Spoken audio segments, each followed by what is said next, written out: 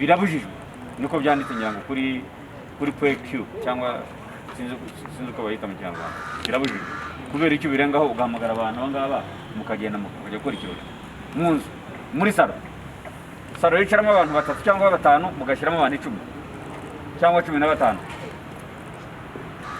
mukabana amasaha 2-5 n'inzoga mu kubera iki mukora ibintu byose yari muzima cyangwa none se kubera iki mwikurura ibyago cyangwa kuri ibyago n'abandi banyarwanda none se wowe agutumira wari uzi ko yipimishije none se wajyaga umuntu bapimye ngwino ntware aha araza azi ko afite covid ubwo urumva amaze igihe atwara imodoka ayikwirakwiza abatwaye sinzi ko mubyumva muragira ngo bizagende bite nimutirinda umuninde abanyarwanda bizagenda bite Yitwa Nizeyimana Jean Marie Vianney. Jean Marie Vianney wafashwe gute byagenze gute? Nafashwe kubera ko narenze ku mabwiriza nari mfite agafete k'umwana wari wabatijwe noneho nsaba ko ntabyihererana ntumira abaturanyi ngo baze tugire icyo twisangirira. Bafashe ryari mwari muri abantu bangahe? Njyewe ubwanjye babona tumiye bari 4 bavuye hanze abandi turabana harimo abakozi banjye bakoraga mu rugo n'abandi bapanga iwanjye. Nyirurugo ujya gutekereza gutumira abantu uzi ko bimaze igihe bibujijwe hari n'abandi bagiye bagaragarizwa itangazamakuru yuko barenze ku mabwiriza wowe nkana ukabikora umutima nama wawe wanze kukubwira iki mbere yo guhamagara abo bantu niki batekereje? Nyene kwa kundi kwacu kuvuga ngo akabintu sinabyihererana kanumire bagenzi banjye niba arako mfite tugasangire ariko ubwanye nanjye ubonye ko yari ikosa nashikariza buri wese ko atazabyongera. Ibyo wakoze wabikoze kugira ngo mwishime none ubwo mugira ngo nta gahuri ubyishimiye ibyo bitaga ibirori byishimo bibayemo ibindi iriya somo biguha n'ubuye butumwa uha undi washobora kuba ategura ibirori nk'ibyo ngibyo vuba. Isomo n'umubirima nuko unabihaniwe nyine we nashishikariza muri bagenzi banjye bose wategeza kubikora ko atazongera yazahindira kino cyorezo kikabanza kikavamo. Hari ikintu ugiye guhindura ku myitwarire yawe wari usanzwe ufite mu kwirinda iki cyorezo? Imyitwarire ni isanzwe nyifite rwose yo kwirinda ntabwo nzabyongera. Umutuye hehe? Okay, mwafatiwe mu karere ka Kamonyi umurenge wa Runda. Mwafashwe amasaha sangapi? Ni saa 9:30 z'umugoroba. Umurenge wa Runda wafashwe ejo nijoro. Yego. Ase nk'abantu wenda watumiye wari wizeye neza ko nta cyorezo cya covid barwaye kugira ngo wenda ubyatureka mbatumire baze nta kibazo ko nta se ntabwo nari mbizi. Nkuko mubyumvishije barimo batubaza icyo dukwiye kuba dukora nk'abanyarwanda iki kibazo twese kireba. Murabona rero yari bya bindi twigira ngo ntago ibintu bikomeye ariko murabona ko bikomeye. Niyo mpamvu rero nagiraga ngo shishikarize bagenzi bacu bashobora kuba batekereza kuba bakora ibirori bita ko ari bito nk'iki twarimo by'abatisimu ko bakwiye kuba babyirinda kuko covid irimo irazamura ubukana. Wenda batubwira babafatiye mu birori bimeze gute mwari ni batisimu isanzwe twarimo twiyakira bimwe bisanzwe. Batisimu rero ntabwo ari umunsi ugena usaba abantu benshi ariko bitewe n'uko ubukana bumeze badufashe turi 11.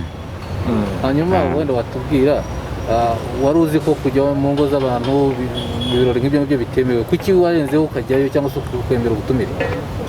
Iyo ni bya bindi nakubwiye nyine byo mu muco wacu ufite icyo wenda dushobora kuba watubangamiraho mu bihe byo kumenya ko twitwara mu bihe bikomeye nk'ibi.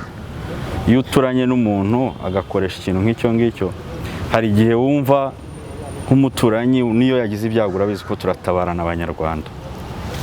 Rero n'ibindi byose tubyita urubanza tuba twumva byagakwiye kuba ariko bimeze ariko ubu ngubu tubonye ko atari ko bikwiye kuba bimeze. Tubonye ko ibintu byahindutse tugomba gufasha leta n'abandi bari mu nzego za leta mu kurwanya no gushishikariza abandi ko ibyo bintu twita bito bito ari byo bishobora kubyara ibintu bikomeye. Aka kanya uri hano ubutumwa ufite gusangiza abandi badukurikiye cyangwa n'abandi barimo barabitegura ibirori bigiye bitandukanye babwira iki? Nubwo ngubwo bategura ibirori bagendeye ku mabwiriza ahari, ariko nkamwe mu itangazamakuru namwe mubafashe kuko ibyinshi hari igihe tuba tutanabisobanukiwe cyane, ariko nibura ubu turimo turagenda tubisobanukirwa kurushaho. Birukanse bagasiga polisi, muragira ngo bizagende bite? Muragira ngo bizagende bite? Mwagira icyo muvugisha bano bantu.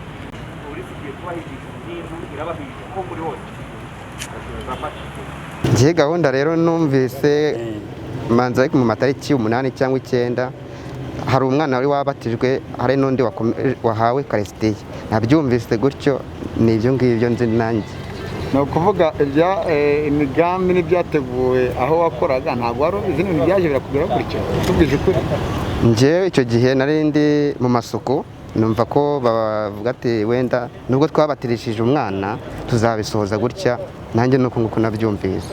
Ese uri kumva ko nta kosa ufite nawe nk'umuntu basanze mu gikoni bakagufata hamwe n'abandi bari mu birori?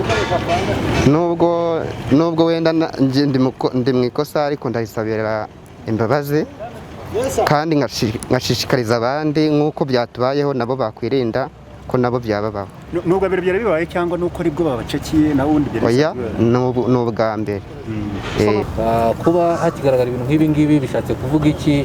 Ese polisi nayo ifite izihe ngamba ifatanyije n'izindi nzego? Bishatse kuvuga ko abantu batumvira rimwe bose. Bishatse kuvuga ko hari abantu bagira intege nkeya, bishatse kuvuga ko hari abantu badohoka kurusha abandi. Bishatse kuvuga ko nyine polisi igomba gushyiramo imbaraga uko zakabaye, ndetse ikajya izongera uko ibihe bigenda kuko bigaragara ko uko ibihe bigenda igihe kikaba kirekire ariko abantu benshi barushaho kudohoka. Ibyo rero nibyo twavuga yuko twizeza abaturarwanda ko polisi izakora ibishoboka byose. Tubivuga buri munsi kugira ngo abantu mu by'ukuri aho amakuru agaragaye cyangwa se tuyumvise barenze ku mabwiriza tubakurikirane, tubafate. Ariko natwe aho tunyura buri munsi tugenzura abarenga ku mabwiriza babikurikiranweho, babihanirwa. Abantu batubahiriza amabwiriza batuye mu midugudu, batuye mu tugari. Umuntu yakwibaza ngo ese biterwa n'iki ko abantu bakomeza kubikora? Inzego z'ibanze zaradohotse, polisi y'u Rwanda ikorana n'izi nzego z'ibanze kugira ngo ibintu bijye ku murongo, abantu batajya bakomeza kwitana ba mwana mu bintu bitandukanye. Ubundi bikwiye kuba byoroshye kubera yuko ahatari polisi hari inzego z'ibanze nk'uko mubivuga. Bikwiriye kuba byoroshye kubera yuko n'amabwiriza n'ibyemezo bivuga yuko polisi n'inzego z'ibanze zigomba gufatanya kugira ngo zigenzure amabwiriza uburyo ashyirwa mu bikorwa. Ibyo rero turavuga yuko aho badashyiramo intege ntibazishyiremo, aho badashyiramo imbaraga ntibazishyiremo, aho badohotse nabo bidohoka nk'abaturage aho bigaragara, kuko bigaragara yuko nyine hari amakuru tumenya abera ahantu. Mu by'ukuri izo nzego zikwiye kuba zanaburijemo n'ibyo bikorwa. Ibyo rero ariko turakorana n'inzego zibishinzwe ku nzego zabo, dutekereza yuko nyine ni uguhozaho nyine nk'uko duhora tubivuga nabo. Bigaragara ko nyine bageraho ngira ngo wenda ntibabyitwaremo neza. Abantu bangahe bafatiwe he? Abafatiwe Kamonyi baduhaye amakuru yuko nyine barimo gukora ibirori mu rugo byo kubatirisha, barafatwa, abandi barirukanka baracika. Ariko nk'uko twahoze tubivuga, COVID-19 ubwandu bwayo buragenda bwiyongera, ariko noneho ibyaha byo kuyandura birushaho kwiyongera iyo muhuye muri abantu benshi hakamara igihe, iyo muhuriye ahantu nanone mukegerana, n'iyo muhuriye ahantu hafunganye hadafite n'umwuka uhagije. Umva abantu bashobora guhurira nko mu nzu y'umuntu, abantu barenga 10 abandi bakagenda, murumva yuko ibyago bishobora kwiyongera, cyane cyane ko ntawe bapimye ngo bavuge ati twese nta kibazo dufite. Ariko uretse yuko n'amabwiriza n'ibyemezo bivuga yuko ibirori byo mu ngo bibujijwe. Kugira ngo aya makuru amenyekane, kugira ngo tumenye ni inzego z'ibanze, abaturage ubwabo, niyo tugiye kuri radio cyangwa se n'ahandi no ku mbuga nkoranyambaga baduha amakuru y'abantu barenga ku mabwiriza, kandi turabashimira kandi turabashishikariza ariko bakomeza kurushaho kubitubwira. Ariko icyo tugira ngo tuvuge nuko barabizi, haje covid umwaka ushize mu kwezi kwa gatatu, kwa kane, kwa gatanu, biza kugeraho isa naho imibare igabanutse. Mu kwezi kwa ngira ngo kwa munani, kwa cyenda, iraza kujya mu kwa 12, muzi ko nanone habaye covid nyinshi, bisa naho bigabanutse. None byongeye byazamutse, ngira ngo iyi ni inshuro gatatu bigaragara ko imibare yazamutse. Nta kindi kibitera, turabwira abanyarwanda yuko nta rwego na rumwe rufite aho rukanda kugira ngo imibare izamuke cyangwa rukande imibare imanuke, cyangwa se nta rwego na rumwe rugira aho rukanda kugira ngo imibare yitaye Imana izamuke cyangwa imanuke. Biraturuka ku myitwarire y'abanyarwanda yacu twese. Abantu rero nibumve yuko ibi bintu by'imibare kuzamuka n'impfu bishingiye ku myitwarire yacu itajyanye no kubahiriza amabwiriza. Icyanyuma, ubundi iyo ushobora kuba urwanya ikintu ureba, umuntu wese akaba akakibona tiriya ni covid, agaca hirya akayihunga. Ibyo byajya kuba byoroshye, ariko impamvu hari n'amabwiriza y'inzego bitangwamo n'inama n'inzego zibishinzwe, nuko turwanya umwanzi tutareba. Ugomba kugira uburyo arwanywa twese hamwe, ntihagire uvuga ko atabyitayeho. Niyo mpamvu rero ari amabwiriza ariho. Icyabishobora rero nuko kugira ngo dutsinde kino cyorezo, nuko abantu bagomba kubahiriza amabwiriza 100%. Inzego z'ibanze zirasabwa iki? Zirasabwa gushyiramo imbaraga aho zaduhotse, zigakorana nyine, tugakorana, bakorana n'izindi nzego zose dukorana, kugira ngo mu by'ukuri abaturage turusheho kubakangurira no kugira ngo tugenzure ko bubahiriza n'amabwiriza. Muratekereza iki ku bihano, kuba hari abakomeje gufatwa bakagaragazwa nyuma hagafatwa abandi? Hari abavuga ati ibihano bishobora kuba wenda bidakarishye. Turababwira yuko nta gihano gikarishye cyangana nuko wazahazwa na covid cyangwa yaguhitana ubuzima bwawe. Inyungu zihari ni ukutandura kino cyorezo, inyungu zihari nuko kitaguhitana, inyungu zihari nuko kitanakuzahaza.